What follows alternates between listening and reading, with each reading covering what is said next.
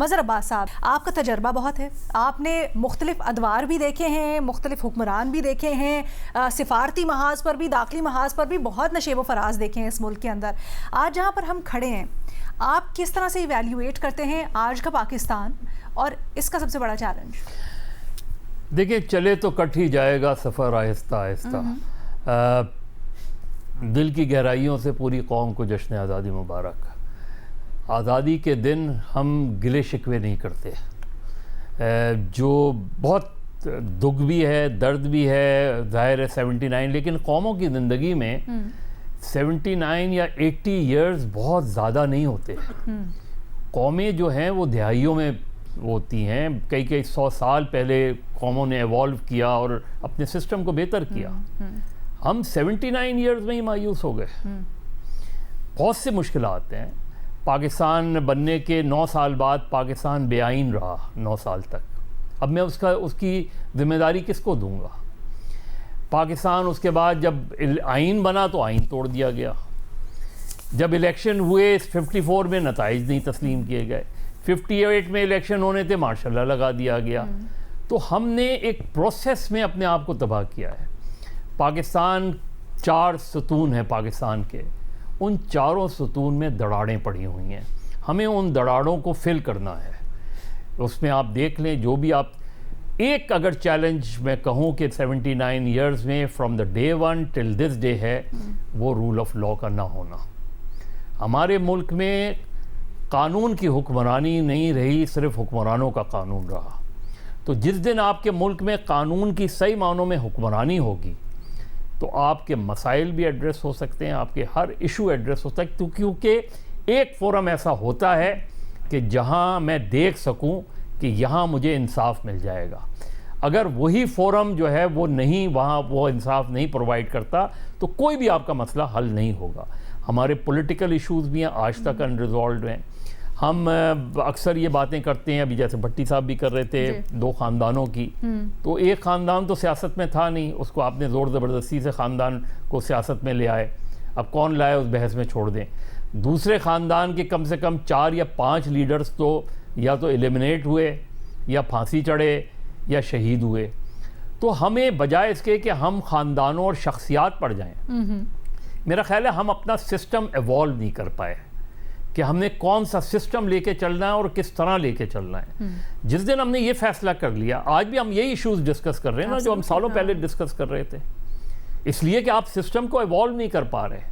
अब तय करें कि आपने कौन सा सिस्टम लेके चलना है। एक मरतबा अपनी डायरेक्शन सेट करेंगे तब जाके चीज़ें आगे बढ़ती हैं। हमारे यहाँ टेररिज्म के मसाइल हैं, हमारे यहाँ पॉलिटिकल इश्यूज़ हैं, हमारे बॉर्डर्स सिक्योर नहीं हैं, हमारे ग्लोबल इश्यूज़ हैं, हमारे इकोनॉमिक इश्यूज़ हैं, हमारे यहाँ फ्रीडम ऑफ एक्सप्रेशन नहीं है, हमारे यहाँ रूल ऑफ लॉ या इंडिपेंडेंस ऑफ जुडिशरी नहीं है। तो बेशुमार मसाइल हैं। लेकिन क्या मैं एक दूसरे को गाली दे के वो मसाइल हल करूँगा? मैंने बैठ के ही मसाइल हल करने हैं। मैंने ये रियलाइज़ करना है कि मुझसे भी गलती हुई है, आपसे भी गलती हुई है। मुझे ये रियलाइज़, जब तक मैं वो रियलाइजेशन नहीं आएगी उसमें, चाहे वो बलूचिस्तान का मसला हो, सिंध का हो, पंजाब का हो, खैबर पख्तूनख्वा का हो, आज़ाद कश्मीर का हो, गिलगित बल्तिस्तान को, ये मेरे इलाके हैं। मैंने इन इलाकों में पीस देखना है, मैंने लोगों की प्रॉस्पेरिटी देखनी है। अब उसमें एक सिस्टम अगर आप कह रहे हैं कि सिस्टम फेल हो गया तो बैठे ना, गुफ्तगू करें ना। कौन सा फोरम होता है गुफ्तगू का? पार्लियामेंट होती है ना। अब पार्लियामेंट में अच्छे लोग गए हैं, बुरे लोग गए हैं, रिप्रेजेंटेटिव गए हैं, नॉन रिप्रेजेंटेटिव गए हैं, ये मेरे इश्यूज़ हैं। खुदा के लिए बातें करना छोड़ दें कि जी गैर मुल्की हाथ इन्वॉल्व है, फुला हाथ इन्वॉल्व है। मेरे अपने हाथ इन्वॉल्व हैं। मैंने बड़े एहतमाम से इस मुल्क को जो है नीचे ले जाने की कोशिश की है, तो हमें इस मुल्क को ऊपर ले जाना है। और इसमें तय करना है कि किसका काम पॉलिटिक्स है और किसका काम पॉलिटिक्स नहीं है। हमने जब तक हम अपने पैरामीटर्स डिसाइड नहीं करेंगे, उस वक्त तक आप हमेशा इसी तरीके से कंफ्यूजन का शिकार रहें। जिस तरह आज हम कन्फ्यूजन का शिकार हैं, तो हमने इस मुल्क को बेहतर बनाना है, इस मुल्क को मजबूत बनाना है, इस मुल्क को एक वेलफेयर स्टेट बनाना है। इस मुल्क को जब तक आप ये चीज़ें तय नहीं करेंगे। बहुत बहुत ज़बरदस्त बात है कि मेक सेंस, इंसाइटफुल। लेकिन मैं चाहती हूँ ऊपर भट्टी साहब और महमूद और एजाज का कमेंट भी ले लें।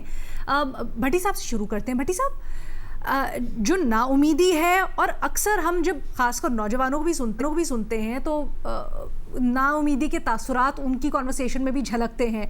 मज़हर अब्बास साहब की ये बात बड़ा सब्सटेंस रखती है कि नाउमीद होने की इस वक्त ज़रूरत नहीं है। मैडम शेख, पहली बात तो ये है कि अपने मसाइल का तज़किरा करना या अपनी चीज़ों का जो अच्छी नहीं हुई 79 सालों में, या जो हमने नहीं किया जो हमें करना चाहिए था, या उसका जिक्र करना, ये नाउमीदी नहीं होता। ये एक तरह का तंज होता है, एक तरह का अंदर का कड़वाहट होती है, एक तरह की अंदर का गुबार होता है, एक तरह का गम होता है, गुस्सा होता है, फ्रस्ट्रेशन होती है, जो बंदा निकालता है, जो बंदा बताता है, हकीकत सामने रखता है कि ये हमने करना था, क्यों नहीं कर सके। और दूसरी बात यह है, 1988 से पहले का पाकिस्तान देख लें, 1988 का बाद का पाकिस्तान देख लें, और हर चीज को चौथा गेर जवाल का लगा हुआ है, जवाल को अरूज है। क्यों? हाँ, यानी ये अगर होता ना कि हम कोई थोड़ा थोड़ा आगे बढ़ रहे होते, तो फिर भी मैं कहता कि यार अभी कौन सा इतना वक्त गुजरा है, हम इस फील्ड में भी गुजर गए, हमने मार्का हक किया, हमने सालसी की, हम एटमी कुव्वत बने। बहुत अच्छी बातें, मुबारक हो इसको कौम पर। लेकिन इसके अलावा हमने अचीव क्या किया?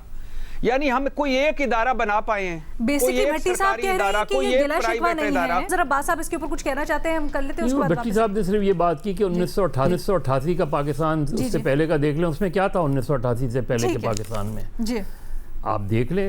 अब तो फिर 77 से 88 का पाकिस्तान देख लें, जो तबाहियाँ उस दौरान आई हैं, उन तबाहियों की कीमत आज तक हम अदा कर रहे हैं, चाहे वो अफगानिस्तान की सूरत में हो, ड्रग्स की सूरत में हो, असला की सूरत में हो, गैर जमाती निज़ाम की सूरत में हो। तो वो ये छोड़ दें। इसीलिए मैंने कहा कि इस डिबेट में जाने से पहले ये देखें, एक डायरेक्शन सेट करें कि हमने कौन से सिस्टम को लेके आगे बढ़ना है। अच्छा, ये डायरेक्शन सब स्टेक होल्डर्स को मिलाकर हो या सिर्फ पार्लियामेंट या पार्लिमानी स्टेक होल्डर्स? नहीं, सारे देखिए ना, 4 सुतून है ना, रियासत के 4 सुतून हैं, उन चारों सुतून को हमने मजबूत करना है। Okay, perfect.